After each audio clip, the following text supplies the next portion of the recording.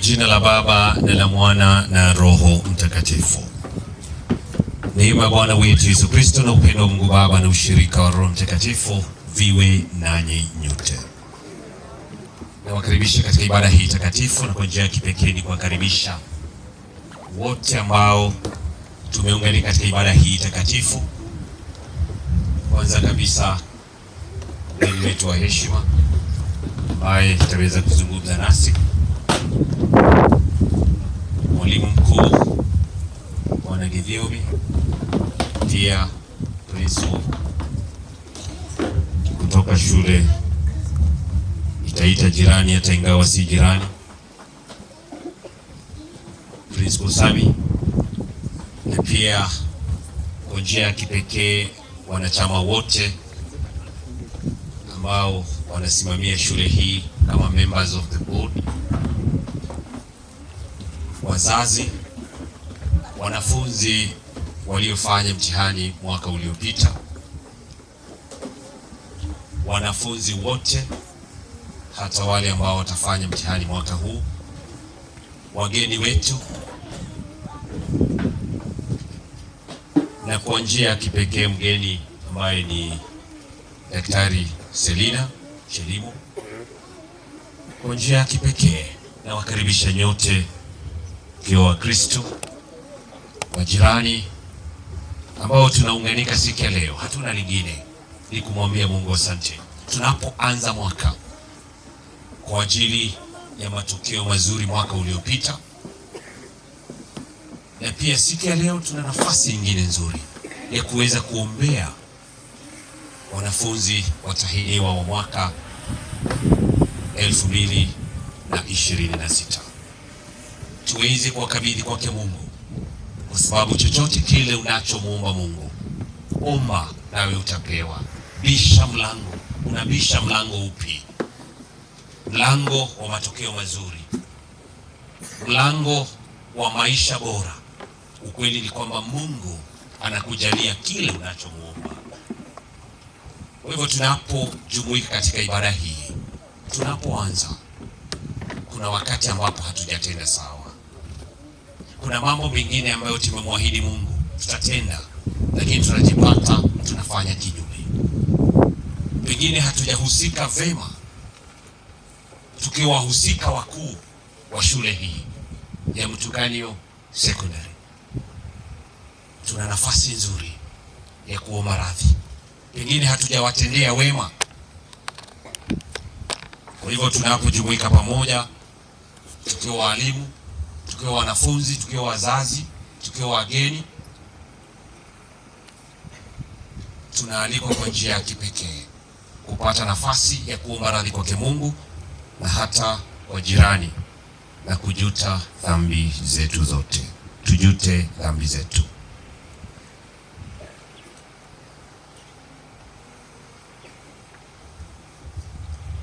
Namuungamia Mungu Mwenyezi, nanyi ndugu zangu, kwani nimekosa mno kwa mawazo, kwa maneno, kwa twena principal kana tukire na principal Mundu murathime ni murathime Ucio murathime na gerumika Principal murathime ni murathime Ucio murathime na gerumika ni murathime kana ti murathime Imagine ciana citũ cirathi university, ciana 11 nĩ wĩra mũnene mũno, na twĩna bata wa mwĩra Ngai nĩ wega mũno makĩria nĩ tondũ wa ciana citũ.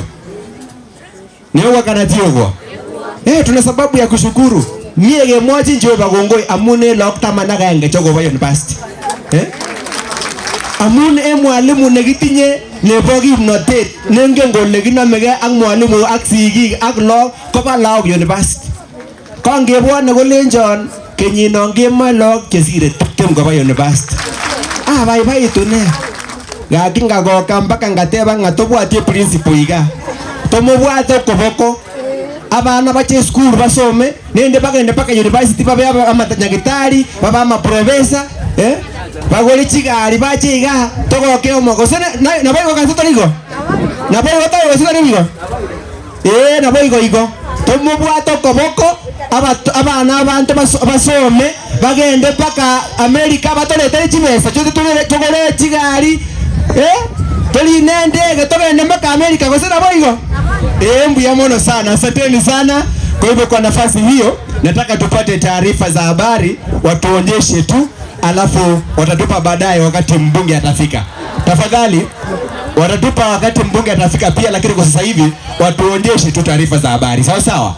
Naambiwa kwamba walikuwa wameandaa makusudi kwa sababu ya mbunge wetu, lakini wana habari, karibuni sana hapa mtuonyeshe habari, alafu baadaye kwa ruhusa ya mwalimu mkuu atawapa nafasi baadaye mje mtumbuizi hapa mtupe habari hizo mbele ya mbunge wetu. Tuwape makofi jamani wanapokuja. Asante. Asante sana kwa sababu tunaingia studio na wanahabari, unaona vile ambavyo wamejikwatua kwatu. Wamepiga pamba kweli kweli. Wapo tayari. Hata huyu mdogo ni mwanahabari. Wapi makofi yake? Asante sana. Karibu studioni.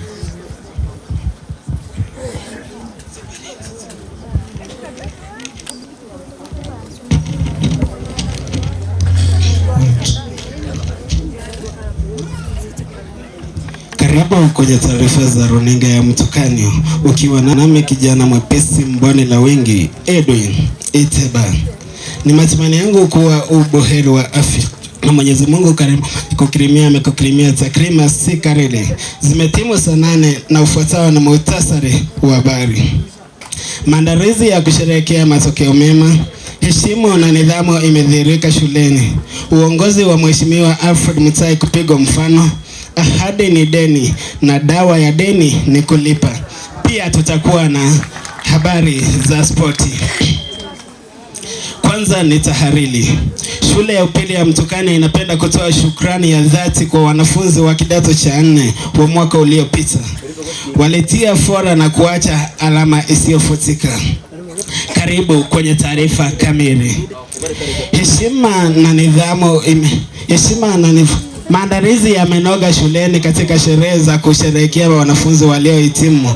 Tupate habari kamili kutoka kwa mwanahabari wetu Bana Boy.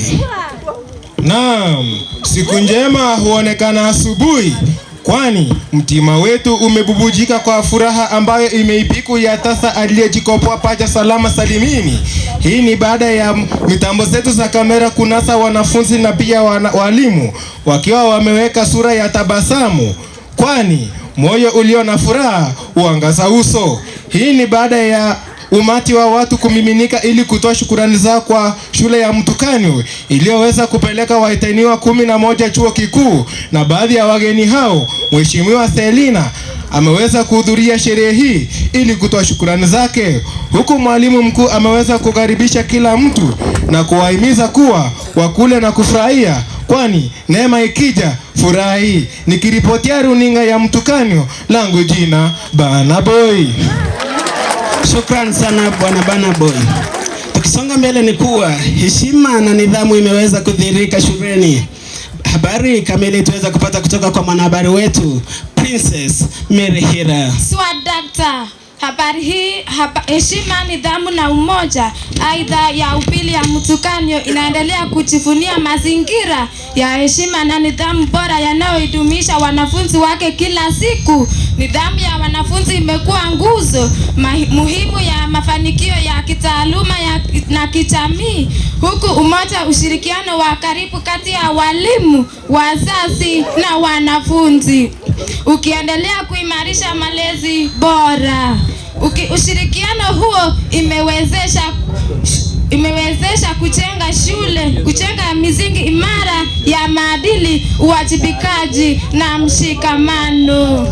Mambo yanayoifanya shule ya upili ya Mtukanyo kuwa mfano wa kuigwa katika jamii. Nikiripotia runinga ya Mtukanyo, langu jina ni Princess Mirihila, yani 254 mwenyewe. Shukrani sana. Uongozi wa Mheshimiwa Alfred Mutai umepigiwa mfano. Tupate taarifa kamili kutoka kwa mwanahabari wetu Sanakshila Shila. Naam, sadaka kabisa. Shukrani kwa Mheshimiwa Alfred Mutai kwa mradi wa maji. Aidha, uongozi wa shule unapenda kumshukuru kwa dhati Mheshimiwa Mutai, mbunge wa eneo hili, kwa mradi wa maji ulioleta shuleni. Mradi huo umekuwa na manufaa makubwa si kwa shule pekee, bali pia kwa jamii inayozunguka shule kwa kuhakikisha upatikanaji wa maji safi na salama kwa matumizi ya kila siku.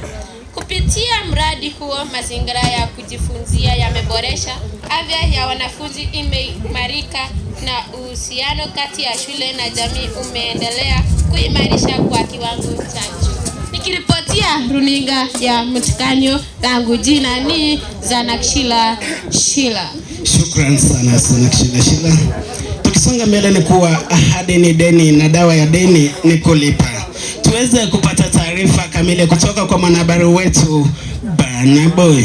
Naam, ahadi ni deni, kwani uongozi wa shule ya Mtukanyo ungependa kumkumbusha kwa heshima na unyenyekevu Mheshimiwa Alfred Mutai kuhusu ahadi ya kipekee ya kuitunuku shule hii. Basi sasa swali ni je, Mheshimiwa fire si fire? Mheshimiwa fire si fire? Mheshimiwa moto si moto? Wanaokubaliana na mimi ni moto, weka mkono juu. Mkono juu, mkono juu.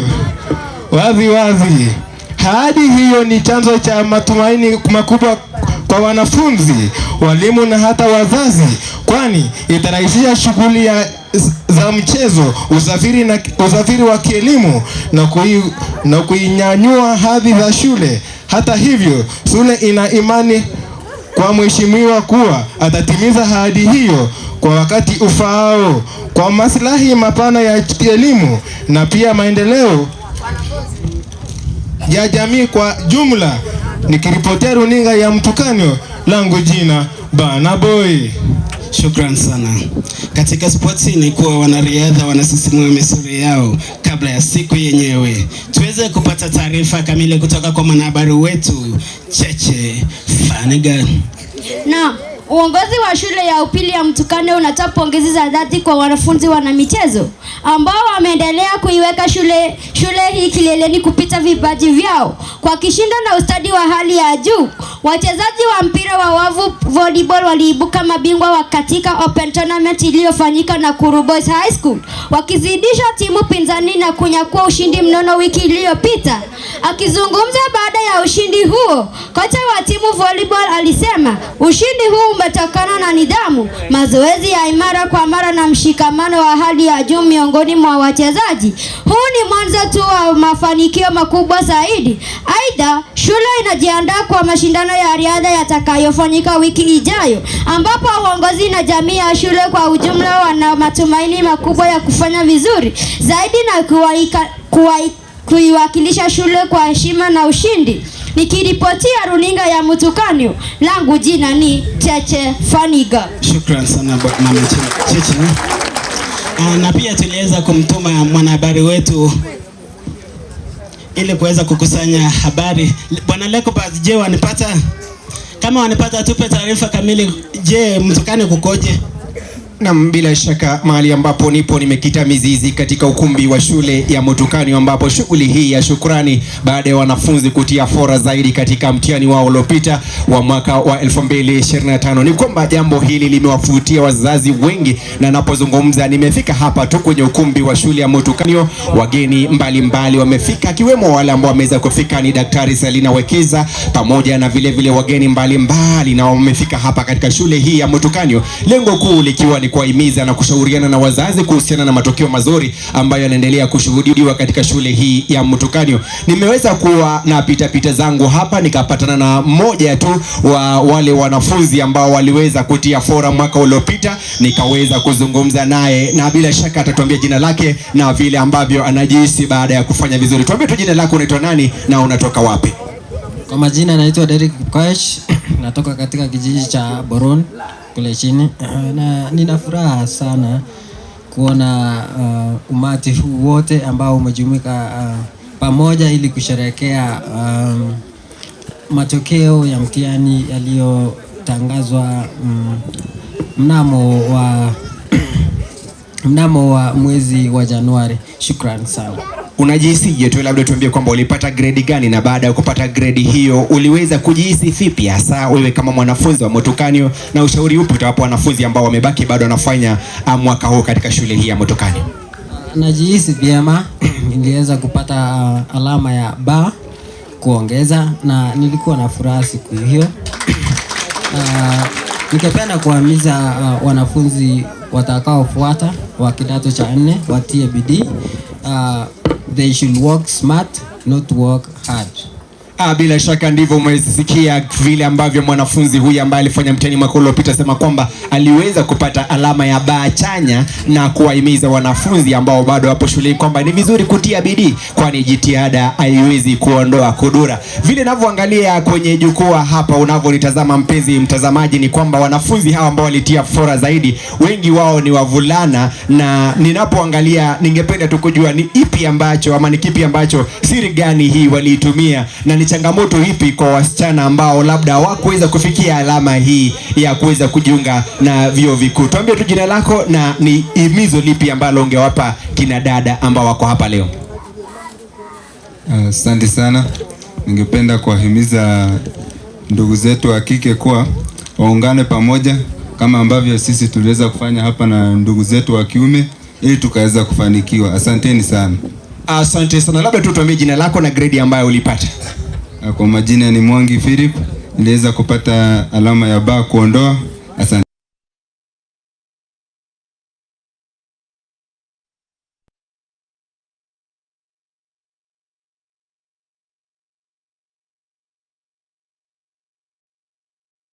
Jambo ambalo tu wamepeza kuhimiza ni kwamba ni vizuri kwa kina dada waweze kutia bidii, kwani Waswahili wanasema hakuna mkate mgumu mbele ya chai siku zote. Kwa hivyo nimeweza pia kupita hapa nikapatana na mama mmoja, sijui atatuambia jina lake na himizo lipi kwa wale wanafunzi wa Mutukanyo. Tuambie jina lako tu. Jina yangu naitwa Ann Wambui. Ann Wambui, labda tu unajihisije kwamba mwanafunzi wako hapa Mutukanyo na wanafunzi wa Mutukanyo wanaendelea kufaulu zaidi? Nilikuwa na mmoja wao, lakini alifanya mwaka hiyo nyingine. Labda tu washauri wanafunzi ambao watafanya mtihani mwaka huu.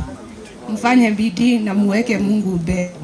Na bila shaka ndivyo umesikia mama huyu anasema kwamba ni vizuri kwa wanafunzi wafanye bidii na kumweka Mungu mbele siku zote, kwani penye nia pana njia. Hapo tu nimeweza kuzungumza tu na baadhi ya wazazi, na vile ningeweza kupata moja tu wa walimu ambao wapo mwaka huu, ili kutuambia tu vile ambavyo mambo yanaendelea katika ukumbi huu wa shule ya Mutukanyo, na kutueleza jinsi ambavyo mambo yanaendelea. Hivyo basi nitakuwa tunazungumza na chifu wa eneo hili atuambie ni vipi ama changamoto zipi zipo ambazo anakumbana nazo katika eneo hili la Mutukanyo. Karibu sana chifu, tuambie jina lako na yale ambayo unayaona. Nashukuru sana mtangazaji. Kwa majina yangu naitwa Madamasi Malel, Assistant Chief Project Sub-Location. Eneo hili ni eneo ninalosimamia, na nikiongea kuhusu Mutukanyo Secondary School, ni shule ninayojifunia kama naibu wa chief kwa mambo ya heshima. Discipline iko juu sana, wanafunzi wanawajibika, na nawapa hongera, waendelee hivyo. Ila tu wazazi wawajibike kwa kazi ya wanafunzi, wapate kila chochote inachohitajika ndio hao watoto waweze kufaulu. Asanteni sana. Asante sana. Huyo ni naibu chifu wa eneo hili ambaye amepata kuzungumza na kusema kwamba hapa anajivunia kuwa katika eneo hili. Nilipokuwa kwenye pitapita zangu nikaweza kumwona pia ambaye alikuwa mwalimu wangu wa darasa, naibu mwalimu mkuu wa shule ya Mutukano, lakini muona shughuli tu anazo anazishughulikia. Tutakuwa nakutana naye baadaye nizungumze naye atuambie ni vipi na mambo yanakwenda vipi hasa hapo studioni. Nakomea hapo Komekome la ukoko wa Kome. Mwenyezi Mungu awakirimie takriban sikalili. Kabla sija kuachilia bwana Lekobert, labda unaweza kutucholea taswira ya mambo yakoje na mandhari yakoje hapo ulipo? Bila shaka nilipokuwa naja hapa hivi nimepata kuzunguka na kuzungumza na baadhi ya wazazi, na kwa bahati mzuri kuna mzazi mmoja aliteleza akaangusha pilipili chini, ishara tosha kwamba alikuwa amekuja kusherehekea. Nikamuuliza pilipili ni ya nini, akaniambia leo tunakula kusherehekea matokeo mazuri ya wanafunzi wetu. Na hivyo basi mzazi huyo nikaona kwamba amefurahi na akawa na furaha mithili ya kibogoyo aliyeota magego na masegego ya kutafunia ubwabwa, kwamba leo ni siku ya kusherehekea na kufurahia mlo na kusema asante kwa wanafunzi ambao walitia fora zaidi kwenye masomo yao. Alafu pia nikaweza kuzungumza na mmoja wa wazazi ambao walikuwa hapa, wakaniambia kwamba mimi nimefika tu hapa moja kwa moja nijionee mandhari ya Mutukano, maanake kwa muda mwingi hakuna shule nyingine ya kupigiwa mfano hapa katika eneo hili la Kuresoi Kaskazini, japo kuwa ni shule ya kutwa, lakini wanafunzi wanatia vizuri, wanatia fora zaidi, nidhamu ni ya hali ya juu, wanafunzi wanashirikiana kama mtu ajenga kisharazi kwa uderere kuhakikisha kwamba mambo yanakwenda salama salimini, na ushikamano ambao upo hapa shuleni ni wa hali ya juu. Nidhamu ya wanafunzi imeshamiri, mwendo ni wa kukimbia, kutembea kwa mwendo wa kasi kuhakikisha kwamba wanalinda sheria na kuwaheshimu wakubwa, kwani heshima si utumwa siku zote, na usipoheshimu utatumwa ovyo ovyo. Naam, kufikia hapo hatuna la ziada, ila nitakomea hapo Komekome lau kukome wakome. Mwenyezi awajalie kila la mbawazi. Studioni tumekuwa na Bana Boy,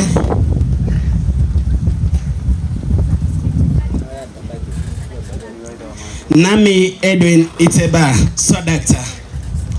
Asante sana, tuwapigie wanahabari makofi mazuri jameni. Wanaweza hawawezi eh? Wanaweza hawawezi? Wapi shangwe na nderemo kwa watoto wetu? Unajua hao wanafunzi ambao wako hapa Tukanio mchanganyiko walimix kila mtu wanafunzi wetu, wageni wote waalikwa, wanafunzi wetu ambaye wametufanya tuwe na sherehe kubwa siku ya leo ambaye ni our Heroes of 2025. Naomba niwasalimu kwa jina la Yesu. Bwana asifiwe. Tuinuliane mikono. Haleluya. Amen. Yangu yatakuwa machache kwa sababu tumesubiri sana mgeni wetu ambaye mheshimiwa, watu wa hii area wanakupenda. Sijui nikikuwa mheshimiwa nitapendwa kiasi. Nijaribu nisijaribu? Jaribu. Mniambie ukweli, nijaribu? Inategemea tena.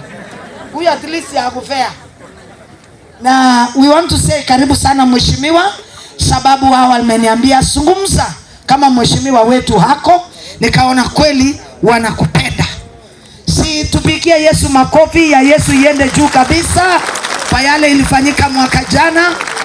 Tupigie mheshimiwa wetu makofi ya mheshimiwa. Nitawapanga, ngoja nikupange, tairishia tu makofi. Sijawaambia mimi ni nani, si ni kweli? Nilichunga ng'ombe mahali.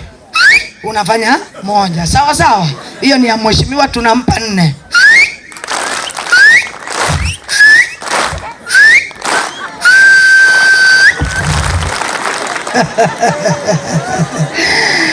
Ninaitwa Daktari Pastor Salina Chelimo Cheruyot Wekesa.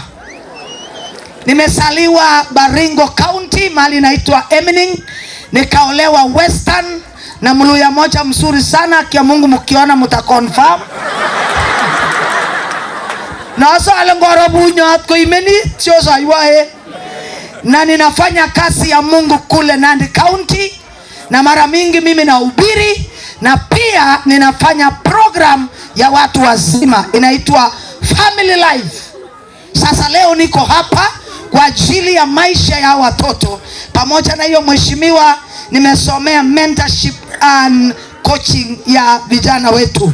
Kwa hivyo nashukuru leo kusimama mbele yenu kuwaletea ujumbe ya masomo. Sema ujumbe ya masomo. Kwa sababu tayari tumehubiriwa na Father asubuhi, abarikiwe mahali yako. Yangu yatakuwa tu direct to the point. Naomba niongeleshe wanafunzi dakika 10. Mtaniruhusu? Wazazi naomba nisungumze na watoto wenu, baadaye nisungumze na wazazi, alafu nimalize kuambia walimu wetu pongezi. Sitakuwa sawa? Wanafunzi wanafunzi unajua Kenya peke yake mheshimiwa ndio mahali watoto wanajiita wazee. Wazee. Alafu huyu mzee afanye nini? Mzee, kuna wazee wenzao hapa. Pite uwasalimie. Wanafunzi, mimi nilisema ukitaka maisha ikuwe balance, weka masomo kichwa, weka Yesu moyoni, weka pesa mfukoni. Period. Kitu ingine kupita hapo sichafanyia research. Wanafunzi, sema masomo kichwani, Yesu moyoni, pesa mfukoni. Are you balanced? Yes. Nikasema ya pili kwa masomo, amini Mungu. Ukirudi hapa jiamini kama mwanafunzi. Alafu ya tatu, amini the process. Believe in God, believe in yourself, and then believe in the process. Are we together? Mimi mheshimiwa ndio nilisema juzi ya kwamba ukizaa mtoto msichana akianguka chini pap, chua huyo ni bibi ya mtu, tena hiyo ni korofa, na tena hiyo ni magari ya kukuja haraka. Ukizaa mtoto ukonfirm ni mwanaume, chua huyo ni jirani amefika.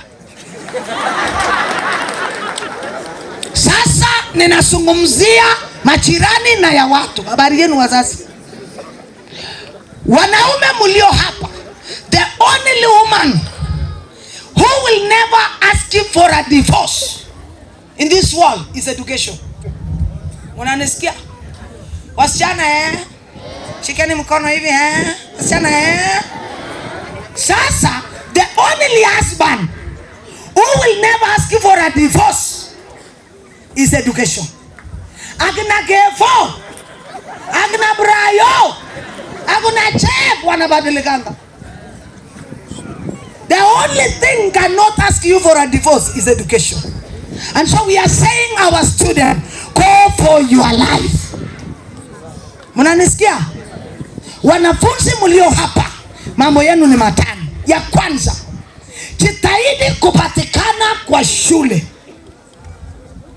We say availability is very important. Even as those are God who using them. We say God does not use your ability, He uses your availability. Munanipata ama Kiingereza ni ngumu?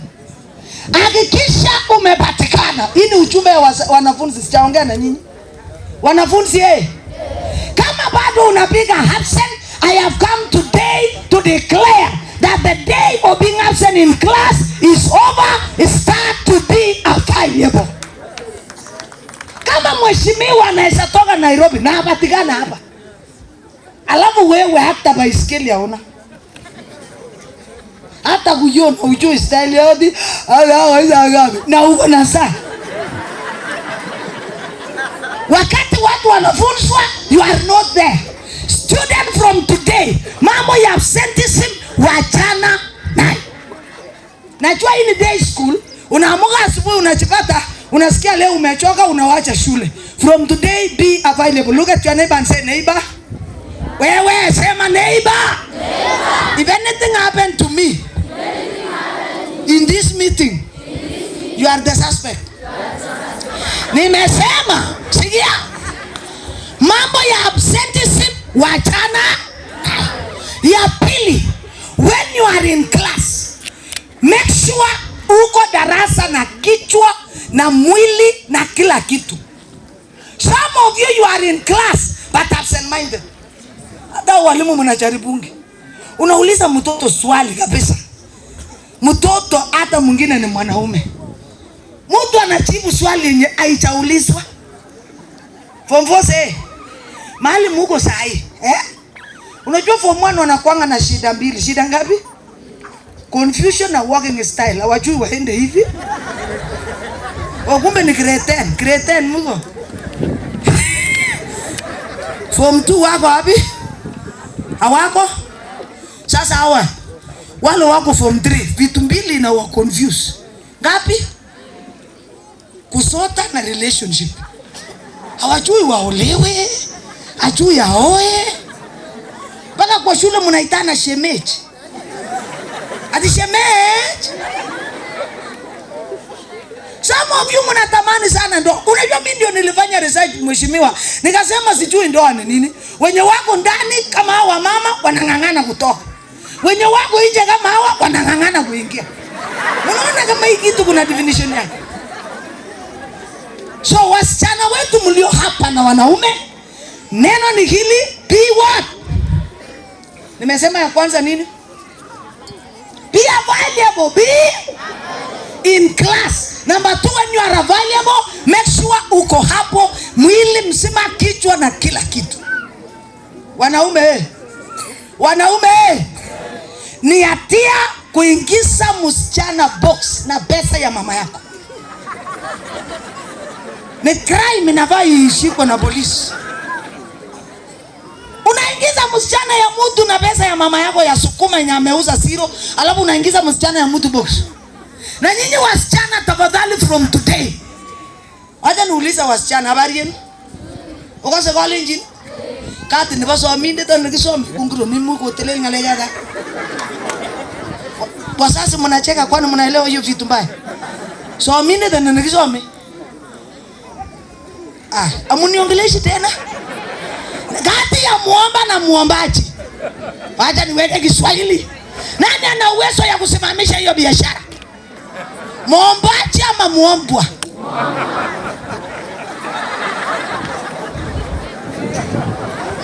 Wakati mulifanya drama hapa, nani alibaki na evidence? Mwanaume ama msichana? Wenye kubeba evidence from today, stop that business. Be in class, study for your life. Tomorrow you will be somebody. Atio na angekufa si akufe tu tumuzike. Atio aliniambia nikaona wacha nimhurumie. Alafu from today be in class, be present and make sure you are present with your mind. 3, I only say 5 mheshimiwa because of time. When you are in school, commit yourself. Tuna watoto very lazy. Hawamalizi assignment. Hata ile ilipeanwa ulimaliza. Especially wakati walijua kuna hii sherehe. Ngine hakumaliza. Commit your time. Mnaona leo na waongelesha hapa. I decided to commit myself when I was in school. Today I am a doctor. Nimepata my PhD na nilisoma kama nyinyi. I told myself mambo ya watoto nitawapata baadaye. Nikasoma and today I am honored because of my education. Sasa ukikuwa kwa seng'eng'a hapo, tunakuongelesha mama yako anateseka hapa na wewe unataka kurudi kwa hiyo mtungi. Jiondoe, commit yourself. Be in school and make sure you are committed in your work. Iko sawa? Unajua, waje niwaambie wasichana, waje niwaambie vijana. Kutumiki na ya sukuisi hata relationship inakaa viti ya matanga. Uko naye jioni asubuhi hauna. Mwingine amekalia. Don't put your mind there. Study for your better of tomorrow. Iko sawa? Na mkisoma wasichana hata approach ya kuongeleshwa huwa inabadilikanga. Lakini saa ile hujasoma. Hata style ya kuitwa. Mwanaume anasimama kama amepoteza network.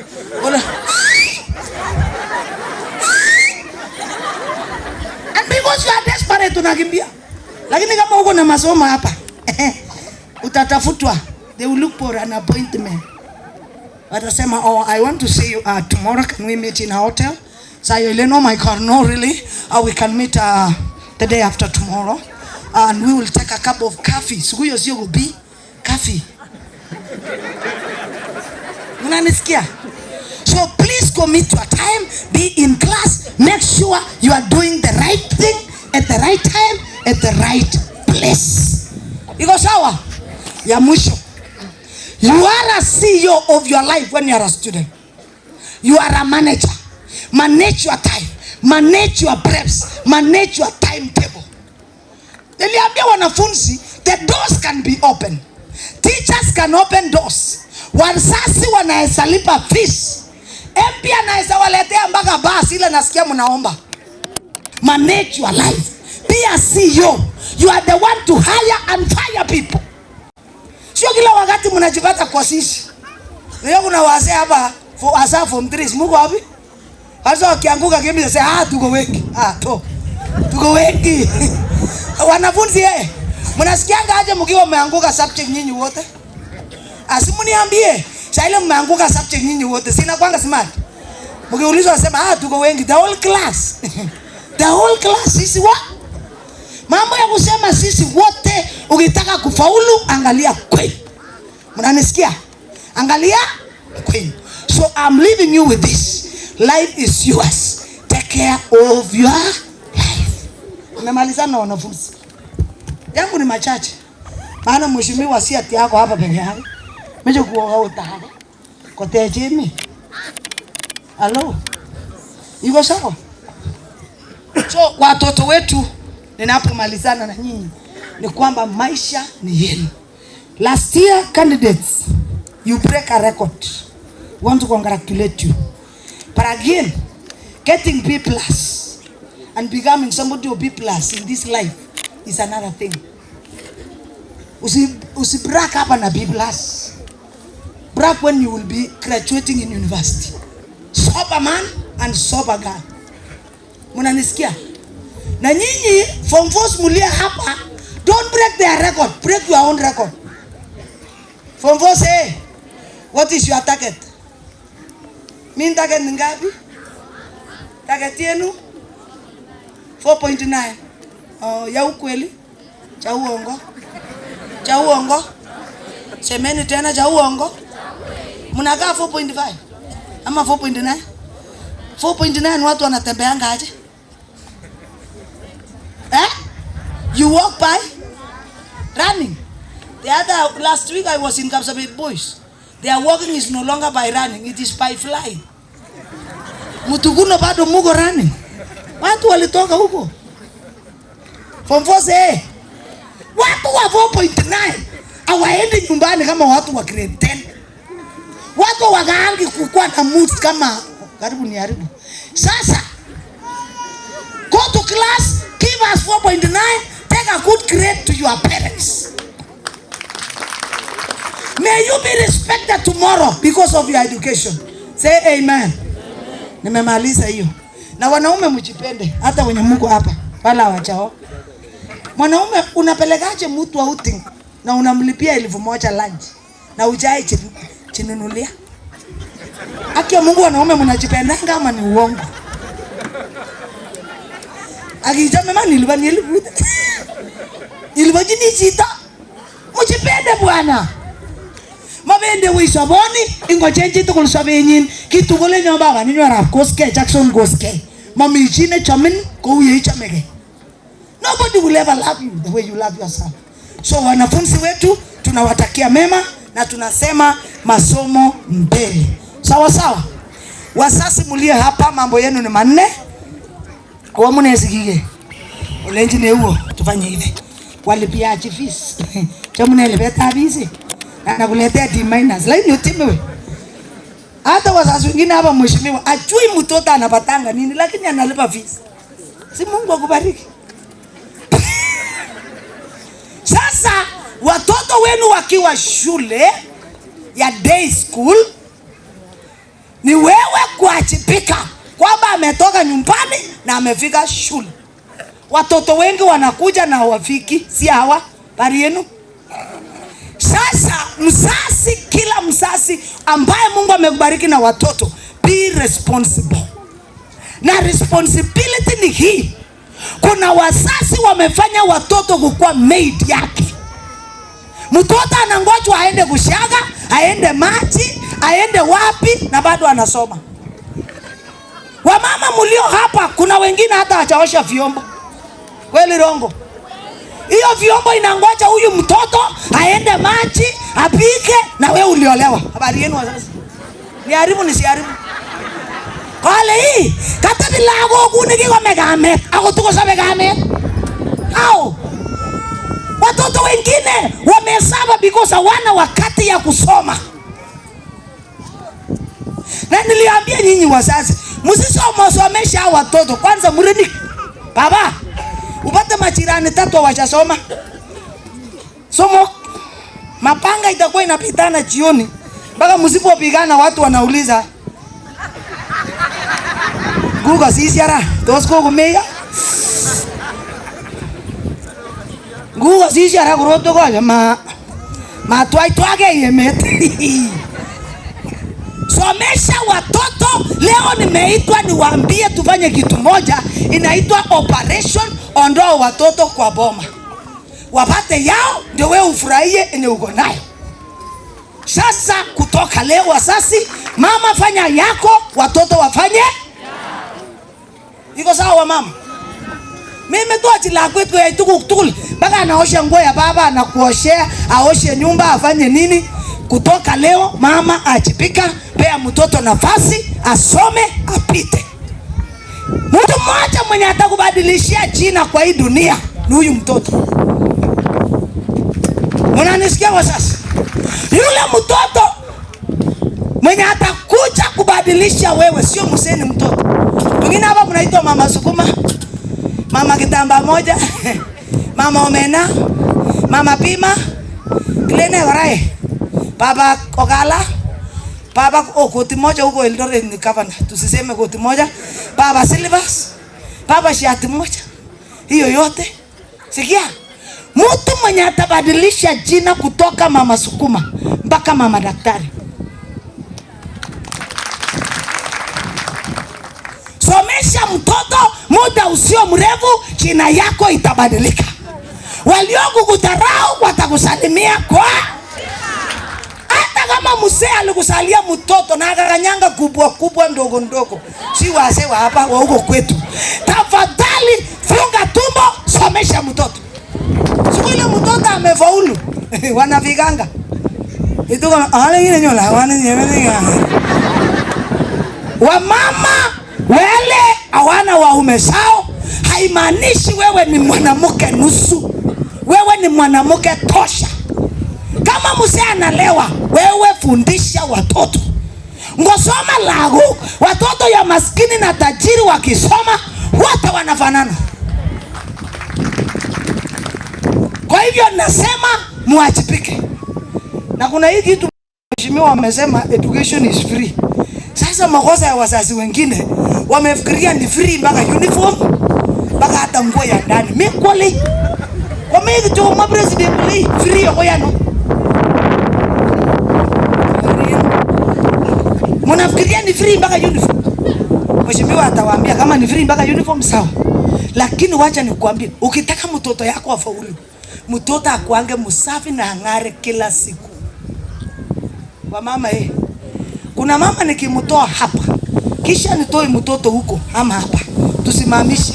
Haki ya Mungu, huyo mtoto si yake. Nijaribu ama igaya leo. Wacha tu igaya. Mtoto ako na marinda moja ama skati 2 na mama ako na manguo imejaa kwa kapa. Mama ikiwezekana mtoto ako na nguo pea 4. Jumatatu ako smart. Mpaka mwalimu akiuliza swali, mtoto unasikia anasema oh my god. Yani mpaka mwili inaenda peke yake oh my god. Biko anasikia apewe kujibu swali. Wasichana hata wanaume, hakikisha mwanaume hata ako na longi 3 tafadhali. Unajua ni mzuri mwanaume aking'ara, hata anaweza ingiza mtu box hata kama hana kitu kwao. Hata anaweza promise heaven and earth na hana plot kwa dunia hii. Ama mjaona wanaume wakipromise mbinguni na duniani na hana plot kwa dunia hii. Unajua ni mzuri mwanaume aking'ara, sio mzuri mwanaume anajua longi ni kama imeraruka. Hata akitaka kupita, akipita mahali wasichana wako, wasichana wanakuwa wanaitu Iwazo video le kwera, mimi naongea na wale njumuri. Self esteem inaenda chini. Wasasi ajipeka. Chochote mnaitishwa lipa kwa shule. Chochote mtoto anahitaji ndiye akue mtu shughulikia. Muda usio mrefu Mungu atawakumbuka. Na kuajibika wa mama nimewatuma fanya kazi ya mama. Wazee mlio hapa ajibika kama mzee. Na mheshimiwa nilikataza hii wazee wasisemanga hatuna. Usitumiange neno sina. Sisi wa mama na wasichana tuliumbwa karibu na watoto, tuliumbwa karibu the same. Tukiganga hivi tunajua wazee mko na pesa. Wa mama kiona mzee yako ako na pesa ama hana? Sikia na mmekuja tu na pesa lakini migoroni lenti ndogi. Sasa wazee usiajiangusha. Mimi napenda president yetu namba 1. President yetu anakuanga ever positive. Mheshimiwa nimeona mkiongeanga na president. Hata nimekuwa nikifuatilia, nimeona umeleta president hapa mara 2. Tafadhali naomba ukipatana na yeye, mwambie kuna mama angependa tu amsalimie. Salamu tu ya Mungu kabla Yesu kurudi. Nipelekee tu, nisalimie tu. Kama nimekusalimia, haki ya Mungu nitasalimia president. Oyani anamoani? Sasa sikia wasasi. Mheshimiwa president alipokuja hapa, mulisikia akisema nchi imekufa. Si alisema nchi iko timamu. Hii mbele tunaenda. Mabarabara yote nitajenga. Yaani yako positive. Nataka wazee tuige Ruto. Panga serikali yako ni kwako. Panga mama mpaka mama akikaa hivi anaona kwa vitsabe uka keme. Mwambie mama ninaona kuna kitu nasukuma hata kama ni shetani unasukuma. Migoro naona hii. Kuna project mbia amenipea. Kuna kitu nimepewa. Ama wazee hapa mnasema nini? Kuna kitu ninafukuza. Mnafukuzanga nini wazee? Ni shetani ama ni kuna kitu? Fukuza, mwambie panga mama, mwambie kuna kitu nafukuza na muda usio mrefu. Kisabe? Kuna maisha hapo mbele. Panga mama, mwambie hata mwaka huu nimeona ndanunua shamba na tutajenga nyumba room 3. Nimeona nikapima hata kama hujapima, nimeangalia. Si lazima uwe umeangalia. Wazee mko sawa? Panga serikali mpaka mama akifika kanisa anatoa ushuhuda. Nasema wapendwa, ni mwaka huu peke yake. God is doing it. Hallelujah. Na nile vitu ulisema. Panga. Wazee usijiangushe. Nilisema the word man, M-A-N, stands for be responsible. M, be responsible in the morning. A, afternoon. N. Walimu tuma katika shule upili ya Mutukanio Secondary School. Hiyo ndio tunaomba.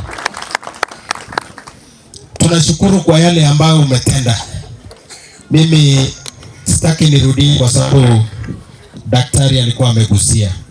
Watoto wetu wote ambao wameapply bursaries wamepata.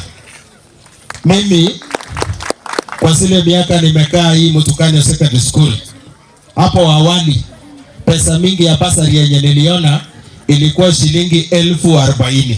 Hiyo ilikuwa pesa mingi. Lakini wakati huyu Mheshimiwa Mutai aliingia mwaka wa kwanza, yeye mwenyewe alikuja mpaka hapa akatupatia zaidi ya 1,300. Mwaka wa pili ametupatia zaidi ya 1,400. Last year ametupatia 550,000. Ametushikilia ama atashikilia sisi? Mpigie makofi. Tunashukuru mheshimiwa kwa hayo yote. Na najua mwaka hii wakati tulienda form, mimi nilikuwa na kisirani na wengi ya watoto. Nikaambia mwenye ajazi form ya Mheshimiwa Mutai atakuwa ametukosea, kwa sababu kwa hizo miaka mitatu mimi nimeona mtoto yote ambaye amejaza amepata. So mimi sina shaka, najua mwaka hii basari ikikuja ikiletwa na mheshimiwa, hao watoto wote watapata. Ama namna gani? Tunashukuru kwa ile project ya maji na imetusaidia kama shule. Ni project kubwa sana na tunakunywa mzuri na wana kijiji. Tunasema asante sana. Nafikiri wakati utatoka utaona watu wakichota pale maji. Tunasema asante sana. Hao walimu sitawapatia nafasi waongee, sitataja majina, lakini ni walimu wa Mtukano Secondary School kwa ujumla. Bwana Sheldon, nisaidie kuondoa hao walimu na wafanyikazi wa Mtukano Secondary School.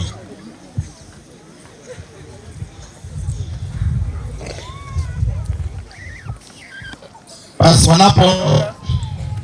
wanapoondoka pia, kwa sababu mheshimiwa MCA yuko area, nataka nishukuru wewe, umetupatia bursaries kutoka wakati ulichaguliwa. Hata wakati serikali ilisema kaunti hawapatiani bursary, tumeona bursary yako. Tunasema asante sana na Mungu akubariki. Sheldon, niondolee staff wa Mtukano Secondary School. So, ganyo. Oge nula. Bas. Tunataka tuondoke.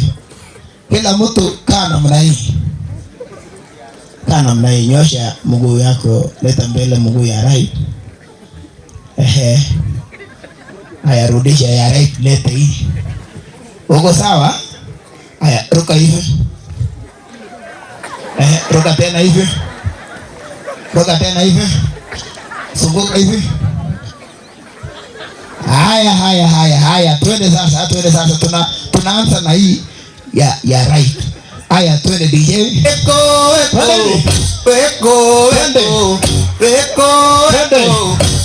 Haya, usibuka.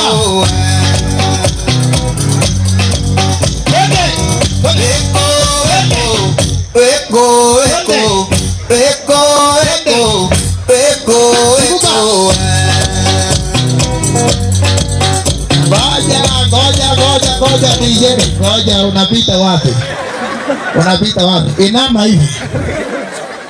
Inama hivi. Baya ribis, ana gero mama ribis. Leone merebu. Amegenda kama. Bas, ribis. Yo ndo kule. Kwenye tao, ngeke nyume mwisho. Agitwa ile. Kule. Haya, twende DJ.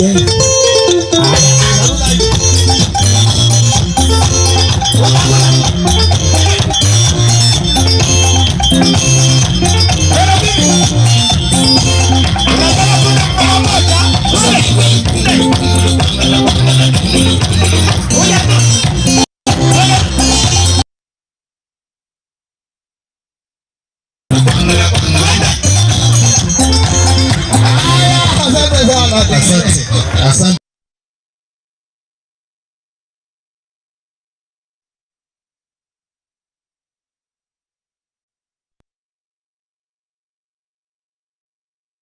Tumpigie makofi anapokuja Principal Mtukano Secondary School.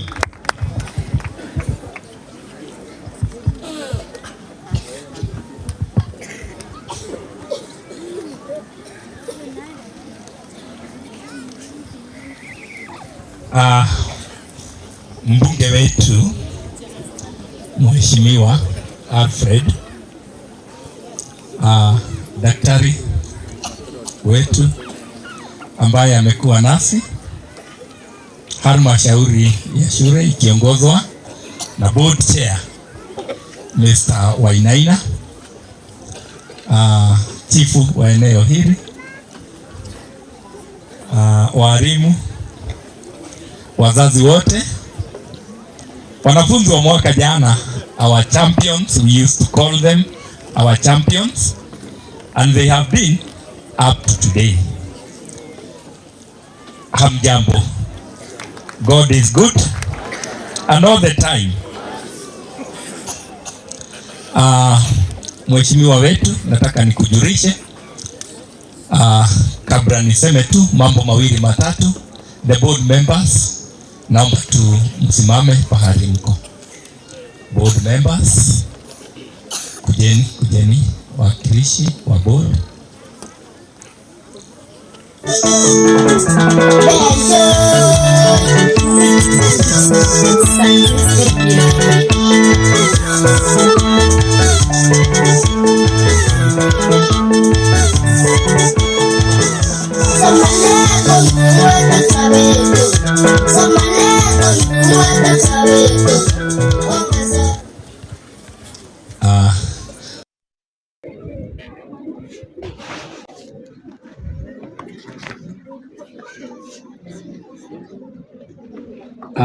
Mheshimiwa, nataka nitambue kwamba hawa ni wale ambao marafiki zetu, majirani, and also we call them the mothers of our secondary school. Watoto hawa ambao wamekuja na wao tuliwapa mwaliko rasmi kwa sababu tunatambua nguvu za kwenda pamoja. Kwa hivyo nashukuru sana your efforts. Tunatambua kazi ambayo mnafanya ili wanafunzi hawa mkawafikisha kwetu wakiwa salama, ili nasi tukajenga msingi mlioweka, tukaweka sasa shule ya upili. Pale ambapo wamefika, we own even this success towards your effort. Mungu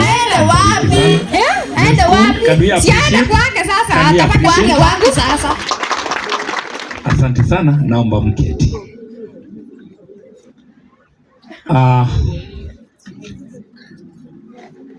Kuna mambo ambayo nataka niyaseme.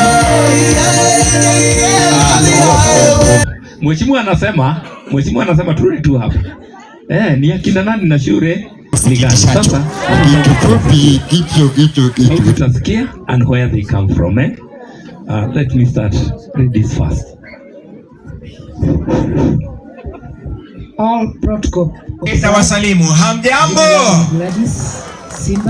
Hamjambo? Bwana Mheshimiwa, Bwana Mutai, our speaker, Madam Selina, our MCA, all protocol observed. Na wazazi hamjambo? Naitwa Obed Ojango, head teacher Githunguri Comprehensive. Hamjambo wote. Kwa majina ni Robert Yabungei, head teacher Lelaiti Comprehensive School. Okay, the area MP and all the protocols observed. Good afternoon. Good afternoon. I'm Mr. Beth Samuel, head teacher Nyangores Comprehensive School. Majina ni Sami Kemboi, principal wa Morindoko Senior School. Bwana Gediomi, congratulations. 2026 ni noma. Asante, let's appreciate them. Asante. Kuna mambo matatu manne ambayo nataka nitaje mgeni wetu mkuu, kwamba tulianza kwa misa takatifu tukashukuru Mungu. Awaibo Father Maina alituongoza katika sala za kushukuru na pia dedication of our current form 4, na aliniambia nikusalimie na nikamwambia kwamba utafika uweze kupokea salamu zake. Hafla ya leo nataka niseme kwamba tulikutana na Mheshimiwa Mutai jioni moja, ilikuwa siku ya Jumapili katika eneo moja Rakwesoi North, na sikuwa nimepata barua kuja hapa, lakini tulipokuwa tunakunywa chai na yeye nikamwambia nitakuwa mwalimu mkuu shule moja yako, kisha nikamwongezea kuna shule ambayo inaitwa Mutukani. Ukifikia kwamba kuna mwalimu mgeni ujue ni mimi, na sikuwa nimepata barua. Kwa hivyo alikaribisha kabla nipate uhamisho, na nikamwambia tutafanya kazi pamoja. Ni kweli tumefanya pamoja naye, na mimi ni principal number 2, yeye ndiye principal number 1 wenu. Kwa hivyo wakati wote mmefanya mitihani ya kitaifa miaka hiyo miwili, mimi mwenyewe nimepost the results kwake, kwa sababu singependa kuficha lolote kwake, na nikamwambia tutaendelea kuimarika zaidi. Bwana mheshimiwa, wanafunzi ambao wako pale mbele ya wazazi hawa niliwapanga mwaka uliopita kabla wafanye mtihani. Niliwapanga pamoja na wazazi na nikawaambia wazazi waende watafute fedha, kwa sababu wale wanafunzi wataenda chuo kikuu. Tumetimiza ahadi hiyo na tunaomba kwamba tutaendelea. Mwalimu mkuu wa Murindoko amesema 2026 ni noma, na ni kweli, kwa sababu tayari tuko na tumefanya mikakati tosha.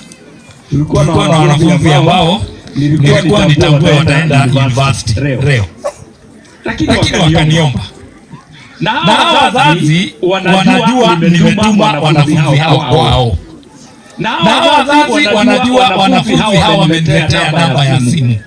Kwa hivyo tutakuwa na kikao na wazazi wanafunzi hao.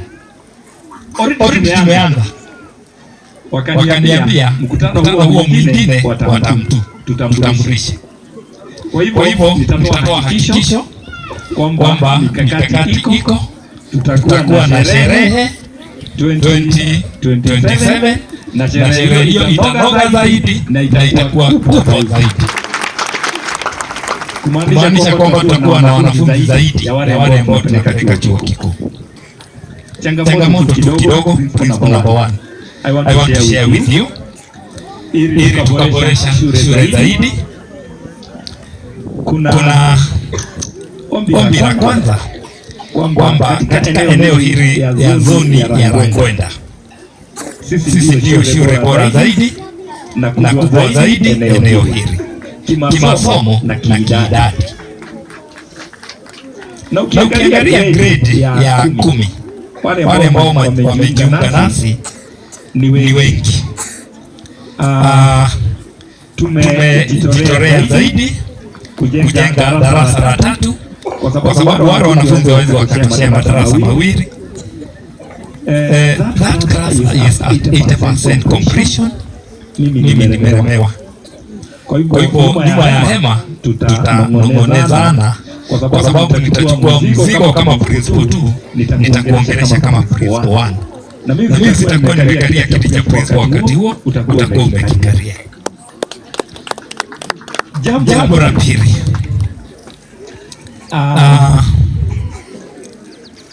hapo ambapo umeketi tuna tunzo, vikombe. Kikombe hicho wanafunzi waliweza kwenda mashindano pale Nakuru High School, walimenyana na shule nyingi sana, but at the finals they had to meet the national school, Nakuru High School. The game was volleyball boys. Ilikuwa ni mawano. At one time the principal decided to bring all the students of Nakuru High School and about 2,000 to the pitch so that we could win the match. But my boys and our boys, they beat Nakuru High School in their own field. Na wakakuletea hicho kikombe. Hivyo ni kumaanisha we are going far and we are never intimidated. Lakini tulikomboa basi la Hood School. Students, which school bus did you use? Murao Secondary School from Kipkerion. Tukaileta all the way ikakuja hapa. Kaenda Nakuru High School. Tumepigana na Nakuru High School. Now, for how long, mheshimiwa? For how long shall we use the bus of another school, another constituency, another county? Time is now, and because you talk as principal number one, utatuambia tutasubiri hadi na tumesubiri. Ukisema tusubiri tena, tutasubiri. But have an answer today. Atasema situsubiri. Tumweke maua kwa sababu atasema hatutaangusha wakati atasema.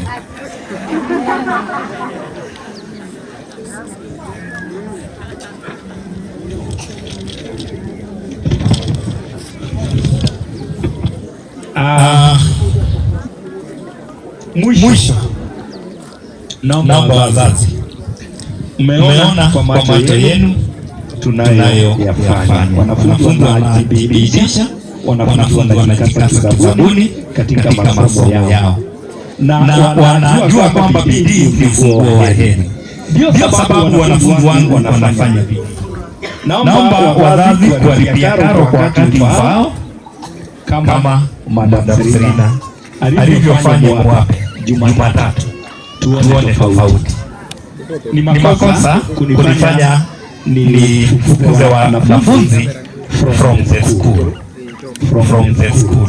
Shule yetu ni kubwa, hatutaki wanafunzi wetu wafukuzwe. Kwa hivyo ofisi yangu itakuwa na naibu mwalimu mkuu itawasubiri nyinyi on Monday. Please do the necessary.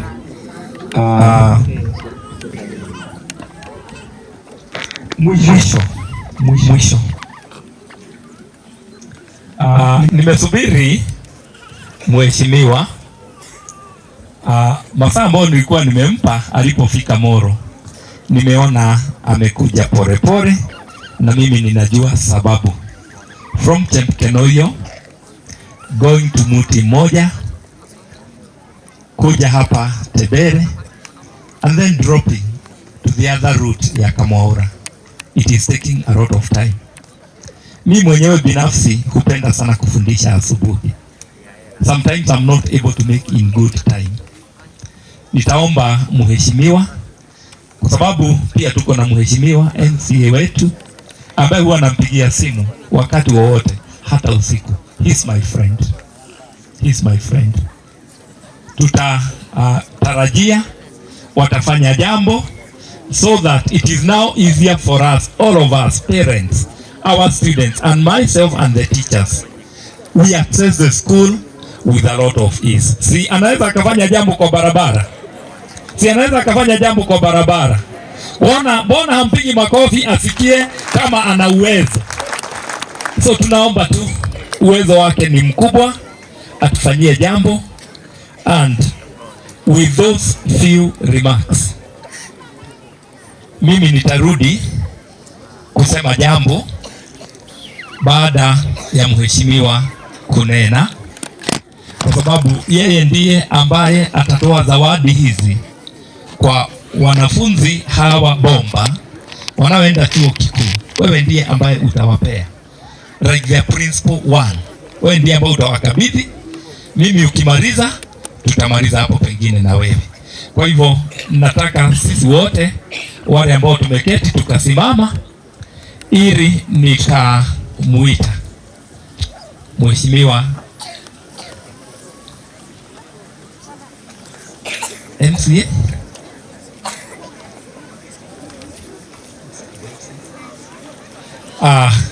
Asanti. Tuketi, asanti, tumejinyoosha. Wanaonena ni wachache. Tunaanza na kiongozi wetu wa eneo hili wa ofisi ya rais. Atatusalimia kisha atanisaidia kuwaita viongozi, kwa sababu yeye ndiye kiongozi ambaye tunafanya pamoja naye. Madam Chief. utawaita.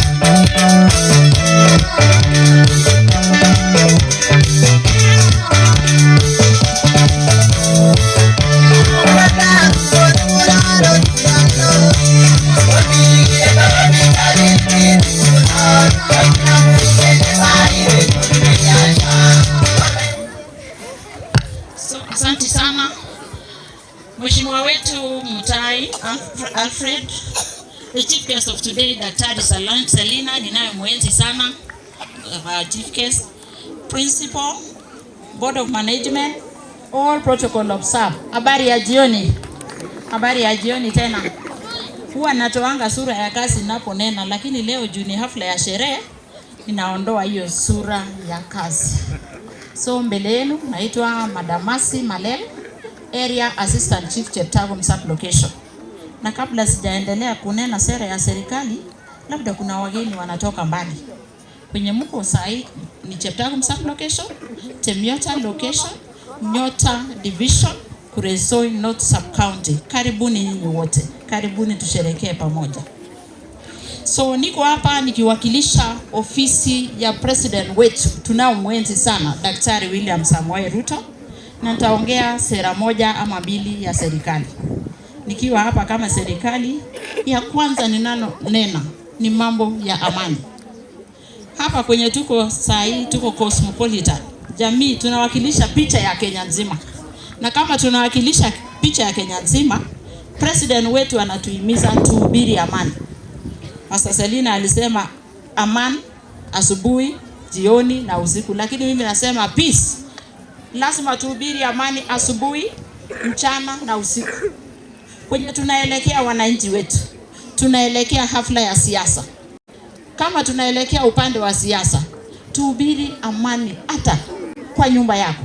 Ukiwa ndani ya nyumba, kama mzee, kama mama, kama kijana, hubiri amani kwa nyumba. Toka tena, hubiri amani na jirani wako. Hubiri amani Kenya nzima, ndio tuweze tuendelee. Hao watoto wetu hawezi kuwa na furaha pasipokuwa na raha kwa nyumba, pasipokuwa na raha jijini. So ya kwanza na cha muhimu ni kuhubiri amani. Ya pili, sera ya serikali tena. Ulisikia juzi tuliambiwa 100% transition. Na niwapongeze watu wa Cheptagum Sub-Location. Na kuambia saa hii tunapoongea, kila siku huwa tunapeana ripoti saa 4 asubuhi. Na hapa sijapata changamoto. Area yangu mheshimiwa, niko na 4 primary school, 3 secondary school. Ninaongoza kwa hii sub-location yetu. Na nakuambia niko na 100% transition. From primary to junior secondary, from junior secondary to senior secondary. Wenye hawakwenda mahali labda wamejiunga na polytechnic.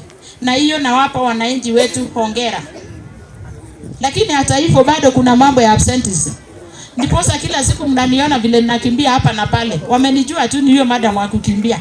Sikimbii bure, najaribu kuokoa watoto wenu. Na ninawauliza kama kuna mtoto amesalia nyumbani, chukua namba yangu ya simu ama ulizia jirani ama mzee wa mtaa ama nyumba 10.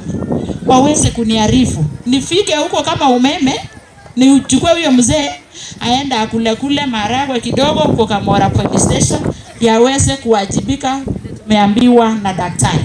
Hiyo ni kazi yangu. Na nitafanya vizuri. Huyo mama ni mama mwepesi, anakimbia tu kama swara. Nimewacha mambo ya masomo. Tungangane. Watoto na nyinyi msisembe. Unaona vile wao wameng'ara.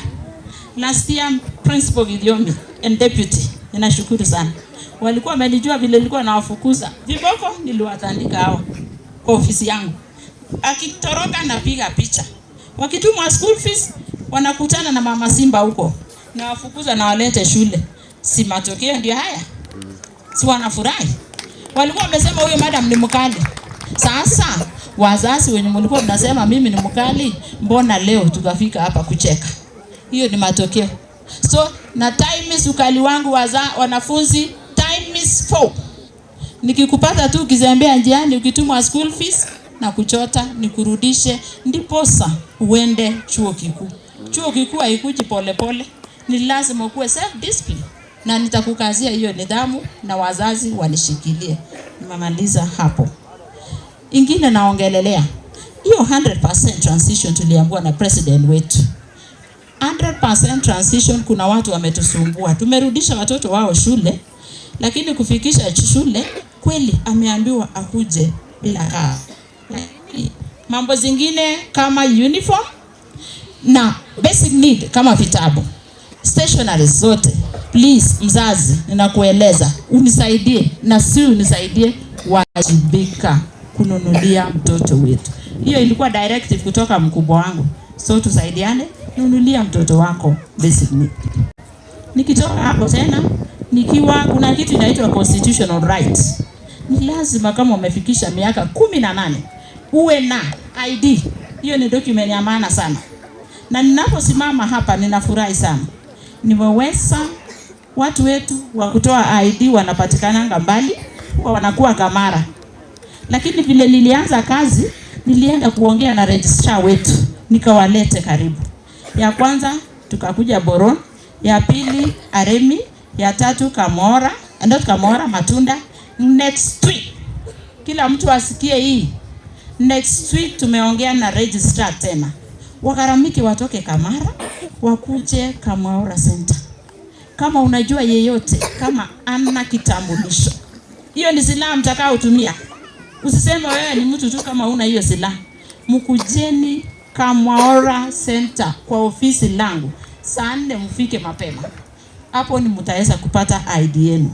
Kama ilipotea utapata. Kama unataka mabadiliko fulani utapata. Kama ni mpya utapata. Saidie ndio uweze ukue wajibike vile katiba inasema. Na baada ya kupata kitambulisho, uliza tena mambo ya kura. Na naomba mheshimiwa wetu, voters card. Watu kupata kura wetu wanaenda hadi Sirikwa. Sirikwa na hapa na Sirikwa wanapitia za mingi. Na kuomba kwa heshima utaweza kunisaidia ndio hata siku moja ili wafike hapa wasaidie watu wetu wapate. That is their constitutional right. It's very automatic. Please kindly assist me. So wazazi mkujeni, wananchi wote kujeni. Nikimalizia tena sitaki niseme nilipokuwa naanza kazi nilipata changamoto ya mambo ya pombe na dawa, hata bangi haikuwa inakosa karibu na. Lakini leo niko na furaha vile mnaniona. Mnaweza ona meno yangu hadi ya 32. Kwa nini? Tumepunguza. Na wenye mabaki wameleta fichwa. Juu inaadhiri masomo. Mnajua hapa karibu na shule tulikuwa tumesumbuka, lakini tumeweza kufagia. Wenye wamebaki siwezi wakimbiza tena vile nilikuwa nakuja kuwakimbiza saa 12. Nimeomba idhini kutoka OCS. Tutafanya maandamano na wananchi. Ndiposa hao watoto wasome. Wananchi ni kuandamana na kusema no. Hatutaki mtu anaondolewa pole. Kama ni bangi unataka kuleta karibu na shule msukani, uniangalie tu vizuri kwenye umejificha huko. Niko hapa nalete wananchi nikiwa na barua na serikali nzima, unaondolewa na wananchi. Si kuchukue uende utoe cash bail ndio urudi, hapana. Wananchi mtanisaidia kwa hiyo maandamano, tutaandamana bila mabadiliko. Tunatakia Juni nini? Natakia mambo mazuri. December Christmas nilipata watu wengi kama wameleo. Unapata mtu anasema mimi ni mwanaume kamili. Ifikapo Januari kulipa fees, principal ndio huyu analia. Kama ulikuwa mwanaume December, si ukuwe mwanaume hadi Januari. Hiyo ni swali tu na waachia. Na si kwa ukali na si tafadhali, tutafanya. Wananchi wangu tushirikiane ndiposa hao watoto wetu wapone. So nisitaki niongee mambo mengi sana, najua mengi yamenenwa. Ninarudi kwako mheshimiwa. Kindly mheshimiwa, can you pay attention please? Mheshimiwa, nakumbuka tukiwa jukwaa la usalama huko Nakuru na CS wetu tunaompenda Murkomen. Siku hiyo ulishika microphone na ukanena na ndanukuu leo. Uliomba ukisimama, nakumbuka ilikuwa saa 1:45 usiku. Ukaomba, ukasema tunataka Nyota Division. Apart from kuomba Nyota Division, ukasema tunataka ACC. Na ukasimama tu kidete kama mwanaume kamili. Na kuhakikishia leo na nakuambia already Nyota Division tuko na mkono. Wananchi dio, wacha niseme ACC itasumbua hapa watu. Tuko na dio wetu Nyota hapa. Simupige makofi. Mimi si mwanasiasa, lakini mgala muwe na haki, nampa haki yake. Ulisimama na ukatupea. ACC wetu anaitwa Madam Jarenga. Hivi Jumatatu tunaenda kumpokea, na kuna mabadiliko tena kwa ofisi yetu administration. Sirikwa mlikuwa mmezoea mkipata DCC Mr. Ondiso. Leo tuko na madam anaitwa Madam DCC Jasmine. Huyo ni wa kwanza. Wa pili tena Sirikwa, the same office. Tuko na Madam ACC 1 anaitwa Madam Mwaluma. Alafu kukuja Nyota tena tuko na ACC wetu anaitwa Madam Jarenga. Hawa ni madam wangapi? Wanawake mko wapi oye?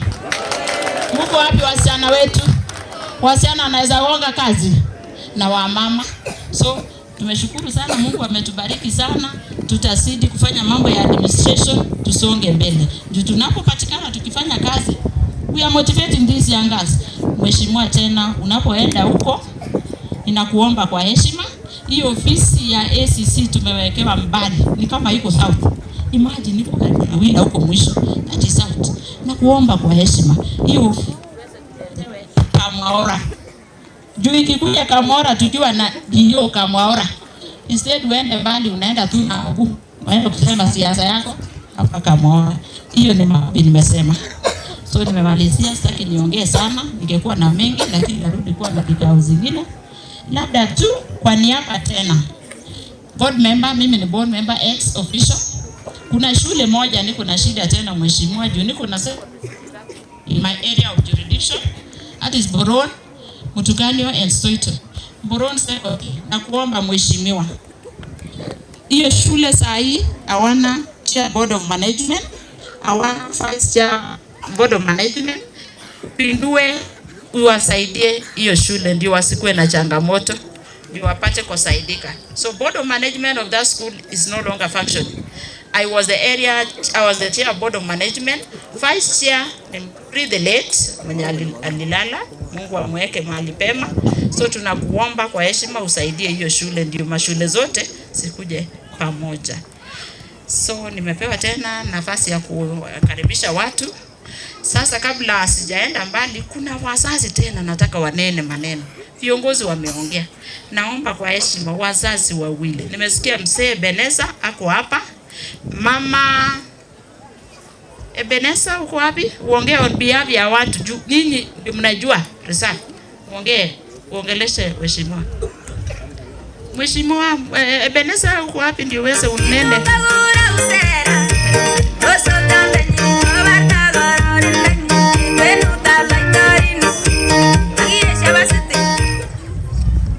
Okay, God is good all the time. Pongezi sana watoto wa Mutukanyo, mumetufanya tukue very proud of you, na tumependa hata shule.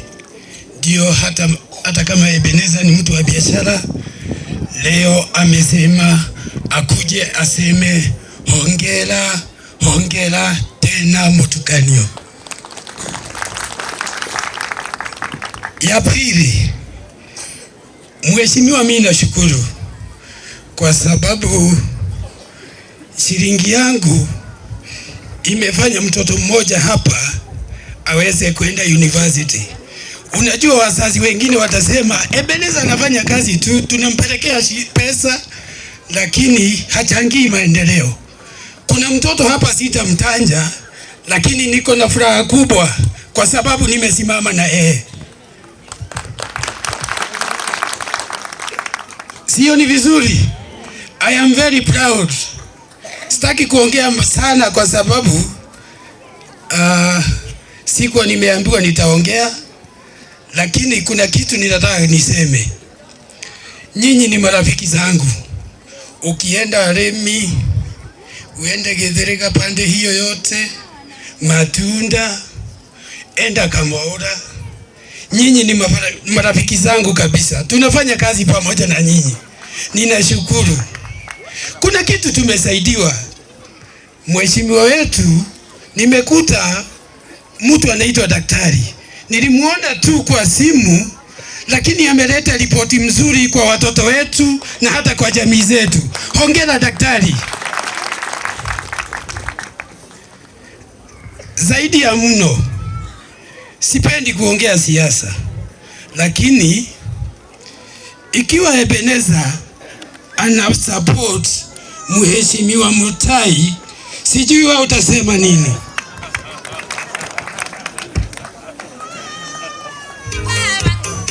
Hiyo ni makofi ya mtu mmoja amefanya biashara kweli. Mpe makofi yake moja. Tosha. So mzazi tena wa Philip Otuori yuko wapi? Philip na Langat. Langat unahitajika haraka ndio tukuje tuokoe muda. Mzazi wa candidate mmoja. Otuori. Na Philip Langat. Yuko wapi? Kujeni haraka ndio tuweze kuokoa muda. Muongee on behalf of wazazi. Haraka please. Huyu ni Philip Langat. Okay, asante sana Mheshimiwa Area MB Alfred Mutai and all the protocol of SAP. Yangu yatakuwa machache sana. Nimesikia mazungumzo mengi hapa na Madam Chief ameongea mengi, na kama ningekuwa mmoja ya wale ambao hupenda kufanya makosa ndogo ndogo, ningejifunza kuacha makosa kidogo kidogo.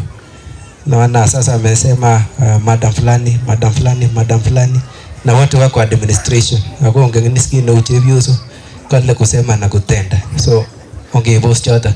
Ya pili, wacha nitoe neno la hongera kwa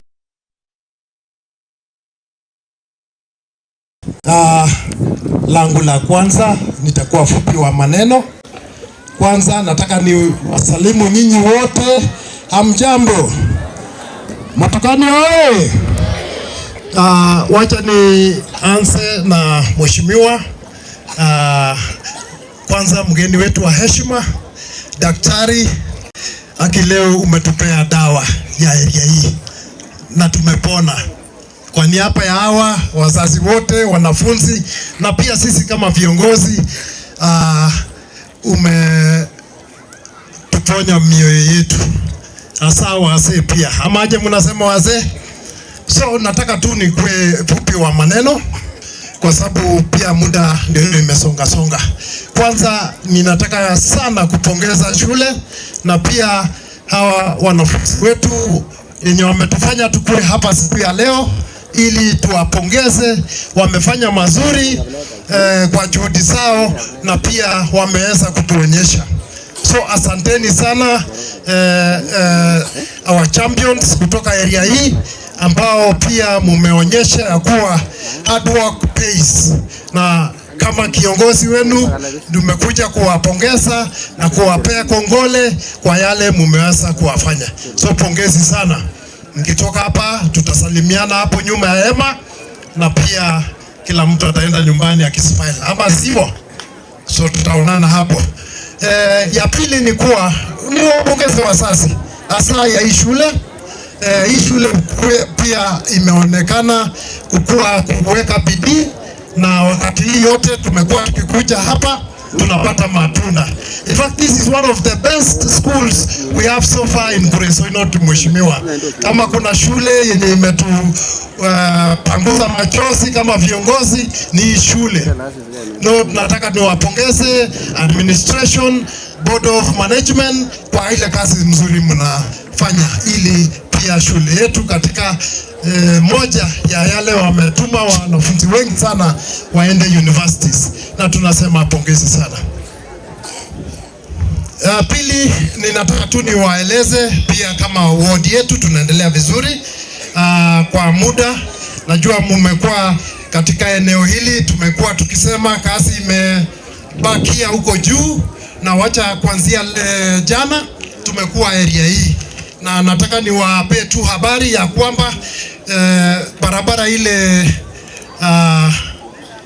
nani alinikumbusha mwalimu mkuu ya ile kati ya ile barabara zinakuja hapa.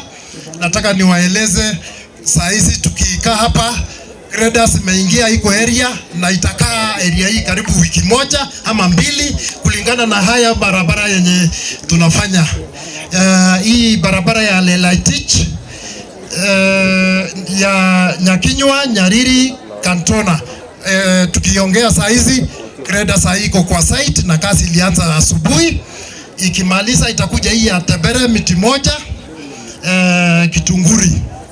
Na ikimaliza hapo itaenda ile ya Tonongoi, ile inakujia kupita ngambo ile kuelekea Sitoito.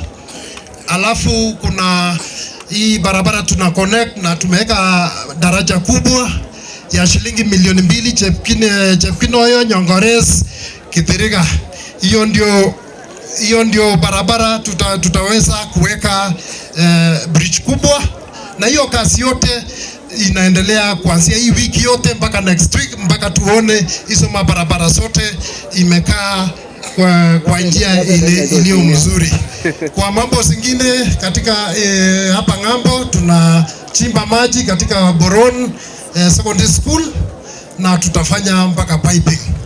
Yale mengine kama ya education ECDs, Lelaitich na Kimugul ndio hiyo tunamalizia. I think mnaangalia ile kazi tunaweza kuendelea huko.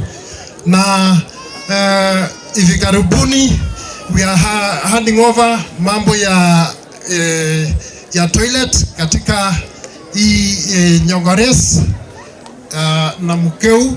Hiyo kazi pia ya ICD ndio hiyo iko katika final stages ili watoto wetu waweze kuendelea. Nataka nipongeze rafiki yangu, alikuwa siku moja tuna fight pamoja, area chief, na ameongea sana kuhusu vijana wetu ambao wenye hawakuweza kwenda colleges. Nataka niwahakikishie siku ya leo katika county government ya Nakuru kuna budget, na nasikia gavana yetu alituelezea every TVET school yenye iko within Nakuru County government inatoa ya 30,000 per student. So mimi nataka niombe hivi, kila mwanafunzi wenye ako hapa kuweza kwenda college, tafadhali tuende TVET yote yenye iko within Nakuru County na tutaweza kupata masomo, na county government ya Nakuru itaweza kusimamia. So hii yetu ya Moroto twende total, ama twende Njoro, wale wako wanataka kuja Nakuru, all our VCT centers inakuwa sponsored na county government ya Nakuru. So mtoto asibaki nyumbani, ile mzazi tu utaisimamia ni mahali anakaa na chakula yenye mtoto anakula. Otherwise nataka kuniwahakikishie kazi tunaendelea, tunachapa kazi na tuta make sure kila eneo iko sawa, na tunashukuru sana. So kwa sababu nimekuja hapa pia, hii mwaka yote nimekuwa mzazi katika shule hii, na kwa sababu nimekuja kama mzazi, kuna mwanafunzi mmoja ako form 4 na mimi pia nitajitolea kama mzazi. Mtoto naitwa Flora Mogaka, form 4. Nimeambiwa ako na challenge hata tukiwa hapa. She's not in school now. Mimi nataka niwahakikishie mwalimu mkuu, nikitoka hapa tunapitia ofisi yako na nitalipa school fees yote ya hii term, na huyo mtoto asiwahi pata shida chochote, mnaniambia. Na nataka nishukuru naibu wa mwalimu, tumeweza kusaidiana sana, hasa wakati tulikuwa tuna apply bursaries. Mnajua ilikuwa likizo, lakini nataka tuwapongeze huyu mwalimu kwa sababu anajali sana wazazi wetu. Yeye mwenyewe alikuja ofisi na tukakaa chini na yeye na akakaa kama mzazi na akasimamia watoto wote wa shule hii, aka make sure imesainiwa from now, na tukikaa saa hizi ile bursary itaingia kwa hii shule. In fact hiyo sitasema kwa sababu ijakuwa official, lakini ile check kubwa katika Nyota Ward inakuja shule hii kwa sababu ya watoto wetu hapa, na already nimeshare na mwalimu mkuu, anajua na wao wa board anajua ni pesa ngapi tumepea hii shule kama ward yetu ya Nyota. Kwa sababu ya hayo nataka tu nifikishe hapo ili tuweze tukaribishe mgeni wetu wa heshima siku ya leo, MB wetu chapakazi Mheshimiwa Honorable Alfred Mutai. Makofi mheshimiwa. Patie makofi. Ngoja kidogo kijana, ngoja kidogo mheshimiwa. Ngoja kidogo mheshimiwa. Wapi wa mama? Wapi wa mama? Simameni. Simameni wa mama. Simameni wa mama. Njoni hapa. Njoni hapa wa mama. Amwayo. Kamaga hata mheshimiwa njoni hapa pamoja na hawa wanafunzi ambao walimaliza mwaka uliopita. Basi